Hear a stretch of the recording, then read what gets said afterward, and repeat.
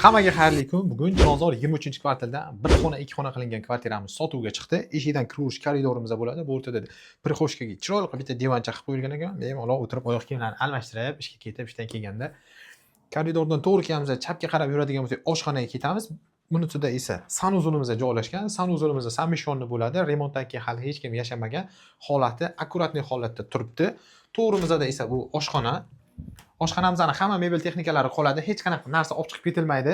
Mana kir mashina joylashgan, bu o'rtada esa xolodilligimiz holatini bitta ko'rsating. Kuxonning mebellarni ham yaxshidan qo'yib, chiroyli qilib qo'yibdi. Akkuratligini qilib, balkonni uyning egalari bitta kattakon spalnigini xona qilgan.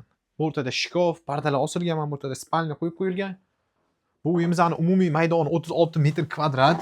Farxatskiy bozordan Shirin chorrahaga tushib kelganimizda o'ng qo'lda hozmaylar bor bilsalaring, ana shu hozmayni tepasida bu uyimizda 4 etajkani 3-etajda joylashgan.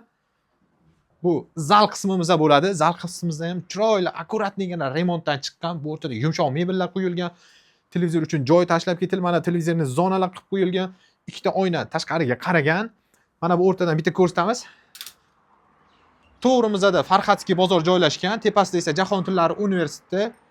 Investitsiya uchun ham olib yoki arendaga qo'yaman desangiz ham yaxshi joy. Parkovkadan xudo xolasa muammo yo'q. Pastda mana o'zini ko'rib turgan joylari bor, mashina qo'yish uchun. Bu tarafida esa tashqari o'sha oldi tarafiga qaragan o'yingoh, detskiy plashatkalar joylashgan. Salgina ko'rinmas ekan, bunisiga e'tibor qilmaymiz.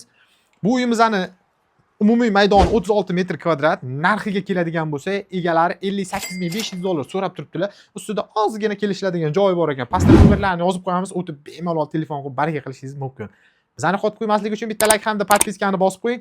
Xudo xolasa sizga yaxshi variantlar qo'yishda davom etamiz.